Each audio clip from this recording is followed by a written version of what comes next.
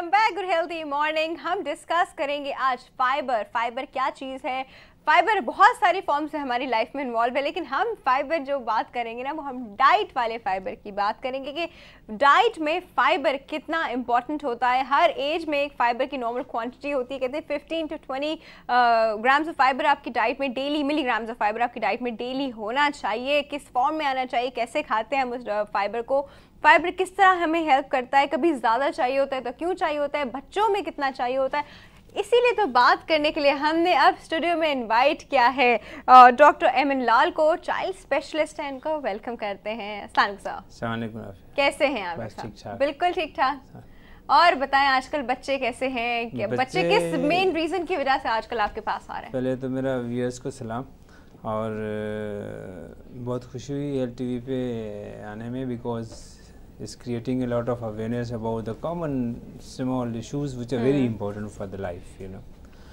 और जहाँ पे बच्चों की बात की कि बच्चों में कौन सी बीमारियाँ आजकल आ रही है, तो आपको पता है कि हमारे पास ग़िज़ाई बीमारियाँ बहुत ज़्यादा है।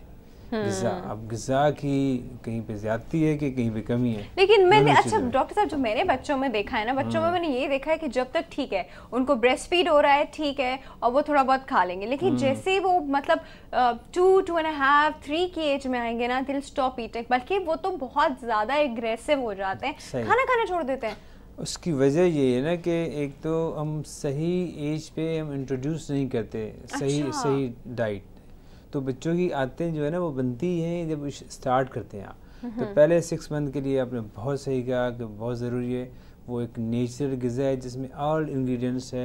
That's breast feeding. जो ब्रेस्ट फीडिंग है, माँ का दूध सबसे जो है ना आला है, और नो सुपीरियर डाइट कोई उसका नेवल बदल नहीं है, कोई टॉप फीड, कोई डब्बा उसका भी नेवल बदल नहीं है, कोई नहीं है। बस आप the first 6 month is breast feeding is very important, बहुत ज़रूरी है, और माँ को चाहिए कि वो ज़रूर उसको अडॉप्ट करे। अच्छा डॉक्टर साहब, यहाँ पे मैं आपसे ये भी पूछना चाहूँगी कि ठीक है फर्स्ट 6 मंथ आपने ब्रेस्ट फीड करा दिया, लेकिन कुछ वैसे तो होता है कि एटलीस्ट 2 साल तक आप ब्रेस्ट फीड कराएं और फिर आप उसका 6 मंथ के बाद आप उसका नॉर्मल फूड शुरू कर सकते हैं, थोड़ा बहुत खाने पे।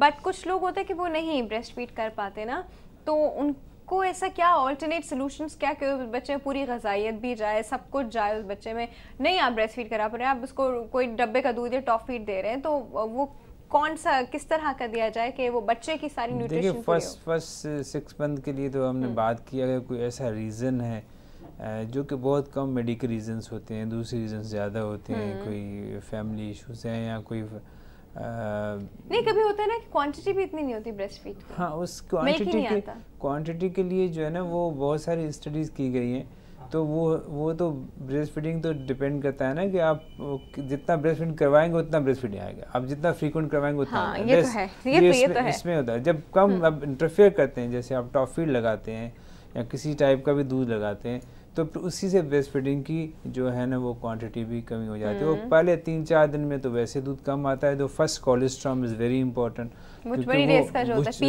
हल्का सा जो पीला होता है मगर हाईली न्यूट्रिशियस, उसमें बहुत सारे जो है ना फैक्टर्स होते हैं जो कि इन्फेक्शन को कंट्रोल करते हैं। फिर जब 6 महीने तक के बाद जो ग़िज़ा है वो इम्पॉर्टेंट होती है, जो कि ऐसी ग़िज़ा होनी चाहिए जिसमें सारी चीज़ें मौजूद होनी चाहिए, जिसमें कार्बोहाइड्रेट होना चाहिए, प्रोटीन होनी चाहिए, विटामिन्स होने चाहिए, minerals and fibre. Fibre should be introduce in the diet from a very beginning, you know. और मैं ये चाहूँगा कि 6 मंथ से शुरू करना चाहिए। हाँ, उन बच्चों का जो फाइबर जब इंटेक एडिक्वेट होती है तो इनकी बाउल हैबिट्स भी ठीक होती हैं।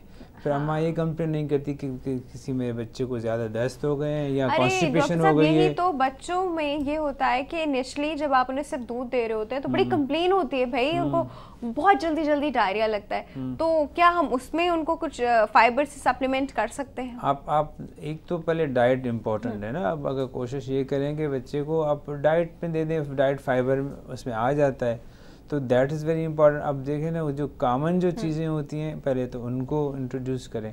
कोई जैसे हम कहते हैं कि आप खीर खिलाएं, मैश पोटैटो दें, वेजिटेबल मिक्स वेजिटेबल नरम करके वो दे दें, वो भी फाइबर तो वो दिस फाइबर। अगर वो अल्टरनेटिव नहीं होता तो फिर then you have to look for the other. अच्छा डॉक्टर साहब, हमारे पास एक कॉल है, ले लेते हैं। अस्सलाम वालेकुम। अस्सलाम वालेकुम, कराची से डॉक्टर अनवर ज़हीर बात कर रहा हूं। कैसे हैं डॉक्टर अनवर आप? मैं बिल्कुल ठीक ठाक। Good healthy morning. Thank you जी, थैंक यू। आज आपका टॉपिक जो है फाइबर एंड डाइट, और फिर आपने आज चाइल्ड स्पेशलिस्ट को भी अपने यहाँ मदऊ किया है। तो एक चीज तो देखिए, इसमें दो चीजें मैं आपसे अर्ज करना चाहूंगा कि फाइबर डाइट के साथ साथ जो है वो सबसे बड़ी चीज जो है वो एक हमारे यहाँ रिमोट एरियाज और अर्बन और रूरल। अब आप ये देखें, जब आप चाइल्ड स्पेशलिस्ट के साथ चाइल्ड की बात कर रहे हैं कि वो 6 मंथ्स के लिए उसको क्या न्यूट्रिशियस वैल्यू होना चाहिए, क्या उसके न्यूट्रिशन, क्या उसकी डाइट होना चाहिए, फिर वो जब बड़ा हो 1 साल का, तो हमारे यहाँ तो जो सबसे बड़ी प्रॉब्लम आती है वो ये है कि इंतहाई बर्थ रेट हमारे यहाँ हाई है।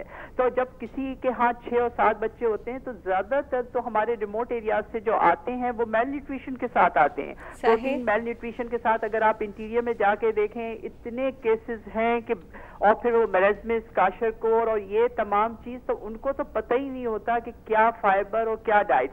हमारे यहाँ तो एक एजुकेट करने की जरूरत है, फिर तक के पता चले उनको कि भाई किस तरह, क्योंकि ब्रेस्ट फीडिंग ही नहीं बच्चे को पूरी होती है मदर की, जो कि सबसे ज्यादा असेंशियल और फर्स्ट थिंग।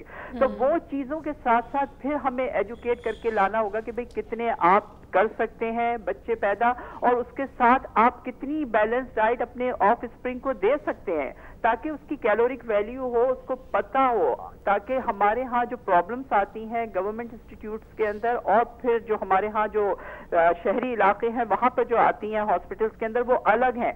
जहाँ तक रह गया हमारे सिटी का, तो उसके अंदर तो यकीनी बात है कि जो लोग अफोर्ड कर सकते हैं वो अपने बच्चों को अच्छी डाइट देते हैं, और साथ साथ उसमें फाइबर और डाइट का तो वो लोग तो बैलेंस रखते हैं बड़ी हद तक। लेकिन वो जैसे आप फरमा रही थी कि 5-6 साल की उम्र में बच्चे बहुत एग्रेसिव हो जाते हैं, they just want to go for the junk food, they don't like to go and just to eat the normal routine food और द स्टफ।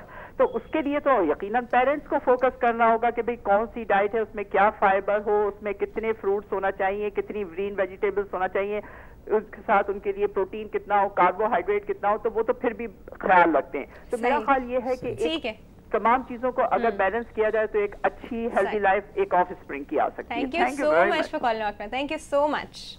अच्छा डॉक्टर साहब, कमिंग बैक, हम लोग जो फाइबर बात करते थे, आपने कहा कि माँ जो है वो बच्चे को फाइबर से ऐसे इंट्रोड्यूस कराए कि इनिशियली उसको मैश पोटैटो, खीर और इस तरह मैश वेजिटेबल्स की तरह फॉर्म में दिया जाए, फिर आगे, क्योंकि ये एक्चुअली इन चीज़ों की टेस्ट बड्स डेवलप नहीं हुए तो बच्चा खाता नहीं। क्या होता है ना कि अम्मा ये समझती है, मदर ये समझती है कि जो है ना वो दूध से ही काम चला जाए तो अच्छा है, क्योंकि वो इजी होता है बच्चों को देने में।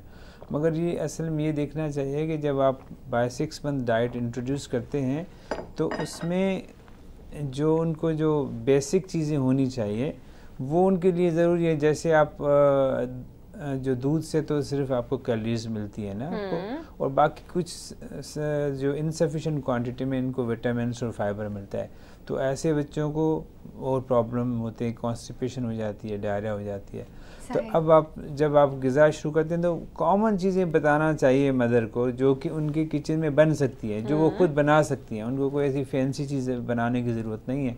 जैसे मैंने आपको बताया कि सब्जियां हैं, अब सब जैसे हरी सब्जियां हैं उनमें आयरन और फाइबर बहुत ज़्यादा होता है, तो दैट ये उनकी डाइट में होना चाहिए। वो स्पिनच जैसे हमने दे दिया, जी जैसे पालक है बताया, is very easy, very cheap item, is good nutritious. आप उनको स्टार्ट करेंगे मैश बना के, उसमें थोड़ा सा आप ऑयल भी डाल दें तो it become a good caloric, plus उसमें सारे आयरन भी मिल जाएगा, फाइबर भी मिल जाएगा और विटामिन भी मिल जाएंगी। Potato is a good source of the fibre as well, उसको इस्तेमाल कर सकते हैं। फिर जैसे बच्चा बड़ा होता है तो 9 मंथ to 1 ईयर, तो फिर आप आस्ते आस्ते ग्रेजुअली उनमें प्रोटीन ऐड करेंगे आप।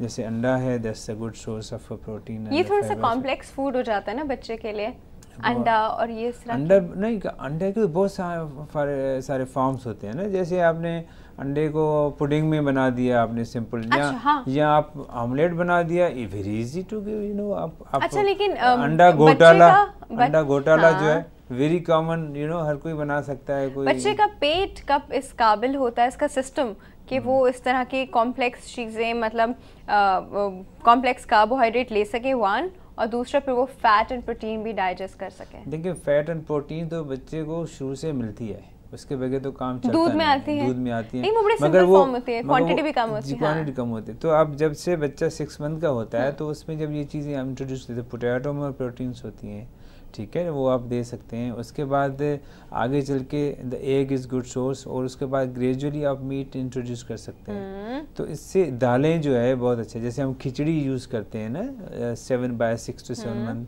तो khichdi is a good source of the protein, उसमें दालें होती हैं, दालें is a very good source of protein, उसमें फाइबर भी होता है। तो these things to be started by the gradually to the child, ताकि बच्चे की आदत बने। अब हम क्या करते हैं कि हमारे पास कई मदर्स आती हैं कि डॉक्टर साहब बच्चा खाता नहीं, और पूछते हैं अच्छा और क्या देते हैं, दूध, डॉक्टर साहब दूध तो बड़ा शौकीन है, सारा दिन दूध पीता रहता है। अब जब इतना सारा दूध पिएगा बच्चा तो then how will desire for the food. तो इसके लिए ये है कि बच्चे की जो दूध की क्वांटिटी जैसे बच्चा ग्रो करता है वो कम करें, ताकि उनको एक जगह मिले खाने के लिए। जी। अच्छा, बच्चों को सप्लीमेंट्स देते हैं, फूड सप्लीमेंट्स? अब देखिए बच्चे की जो ना कहाँ पे डेफिशिएंसी है, बच्चे किस फॉर्म में आपके पास आते हैं। अब देखें कुछ बच्चे जो हाईली कॉन्स्टिपेटेड होते हैं उनमें फाइबर का इस्तेमाल ज़रूरी है, तो वहाँ पे इनको मदर को समझाते हैं कि भाई आप जो है ना ये चीज़ें ग़िज़ा में ऐड करें, और जब तक बच्चा उस में आ जाए ग़िज़ा पे तब तक कोई फाइबर सप्लीमेंट ऐड करते हैं, जब तक उनके बाउल हैबिट नॉर्मल होते हैं। वो आजकल तो रिसर्च ये बताती है कि bye the 9 years you should watch the diet very carefully. यानी कि जो बच्चा बहुत बड़ा हो जाता है तो छोड़ दिया, फिर उसके बाद हाँ भाई नहीं ये तो बच्चा खाता पीता रहता, नहीं, you have to watch the diet by the 9 years कि वो सही ले रहा है कि नहीं ले रहा है। फिर उस हिसाब से फिर ओबेसिटी का इशू भी आ जाता है। कुछ बच्चे जो सिर्फ रिफाइंड फूड लेते हैं, डीप फ्राइड फूड लेते हैं, they become obese as well. तो हमारे पास दोनों मसाइल हैं, कम ग़िज़ा का भी मसाइल है और ओवर ईटिंग का भी जो है वो मसाइल है। अच्छा, फिर डॉक्टर साहब मुझे बताइए कि कितनी क्वांटिटी नॉर्मल होती है फाइबर की जो बच्चों को खानी चाहिए, कितनी क्वांटिटी? आपने जैसे कहा कि 30 to 60 मिलीग्राम, दैट्स फाइन, तो 30 gram is fine for the 30 gram is fine for the child, yes he can take until the child is constipated या उसको डायरिया हो। फिर उसमें ज़्यादा उनको ज़रूरत पड़ती है अगर, तो बाकी अदरवाइज इट इज़ इनफ। अच्छा डॉक्टर साहब, एक तो हमने ये थोड़ी सी नेचुरल सोर्सेज की बात की फाइबर की, कि हम लोग को इस तरह के मिक्स वेजिटेबल्स में मिल गया और फ्रूट्स में मिल गया, फ्रूट के पल्प में मिल गया, विच इज़ वेरी गुड, क्योंकि हम लोग जैसे फ्रूट का जूस बना के बच्चे को दे दिया, अरे उसे पल्प भी खाने दो, उसको फ्रूट खाने दें। जूस से अच्छा है उसको आप पूरा फ्रूट, सेब का जूस निकालने से अच्छा आप उसे सेब खाने दें। बिल्कुल सही बात की आपने। अभी इस पे आ रहा था कि जो अब जब बच्चा सुबह को स्कूल जाते हैं तो जूस का डब्बा होता है उनके यहाँ। अब जूस में अब वो जूस का डब्बा better to have a banana, one banana, small apple, and शुक्र अल्लाह का कि हमारे मुल्क में ये सारी चीज़ अवेलेबल है, फ्रेश अवेलेबल। अब जाए मार्केट में सारा साल अवेलेबल होती है। अब उसमें देखिए आजकल मैंगोज आ रहे हैं, is a good source of the fibre as well, इसमें विटामिन ए भी होती है, because vitamin A is also very important. तो ये अच्छा डॉक्टर साहब, ये जो साथ में सैंडविचेस दे दी जाते हैं उसकी जो ब्रेड होती है उसमें फाइबर अगर आपके पास मतलब उससे बेहतर है जो कि पैकेट फूड होता है, उनमें तो बहुत ही कम होती है ना, जो food in the form of packet. उससे अच्छा है कि आप अगर मैं तो कहता हूँ रोटी इज़ मोर इम्पॉर्टेंट, और रोटी आटे को छाने नहीं तो ज़्यादा अच्छा है, बिकॉज आटा जब छानते हैं तो उसका फाइबर सारा चला जाता है, तो इट्स बेटर टू हैव। तो वो चक्की का आटा होता है जो हम लोग कहते हैं ना, इट्स बेटर, जो उसमें वो होती है। Exactly, and you know fibre prevent the colonic cancer as well, ठीक है ना। Wow, I never knew that. हां, दैट्स इज वेरी इंपॉर्टेंट। तो हमें शुरू से आदत डालनी चाहिए बच्चों में कि वेजिटेबल और फ्रूट्स इसमें मायल करें ताकि बच्चे को एडिक्वेट ग़िज़ा मिले। और दूसरा जो प्रॉब्लम होता है, जब डाइट अनस्टेबल होती है तो बच्चों में डायरिया का मसला हो जाता है, और हमारे पास जो डायरिया है जो बच्चों में इज़ अ सेकंड किलर, यानी कि दूसरे नंबर पे बच्चों आफ्टर निमोनिया डायरिया जो है ना दूसरे नंबर पे किलर है। यही फैक्ट मैंने सुबह व्यूअर्स के साथ शेयर किया था। सही। तो ये इंपॉर्टेंट चीज़ें, तो अगर आप डाइट प्रॉपर होगी तो ये सारे प्रॉब्लम उनके नहीं होंगे। सही। तो ये देखना चाहिए, जैसे आजकल के मौसम में पानी का सही इस्तेमाल होना चाहिए, कच्चा पानी नहीं देना चाहिए, ग़िज़ा एडुकेट होनी चाहिए। पानी तो एनीवे किसी को भी नहीं पीना चाहिए बिकॉज ऑफ। डॉक्टर साहब, हम और बात करते हैं फाइबर पे, अभी वक्त तो एक छोटी सी ब्रेक का, व्यूअर्स कहीं में जाएगा, विल बी राइट बैक।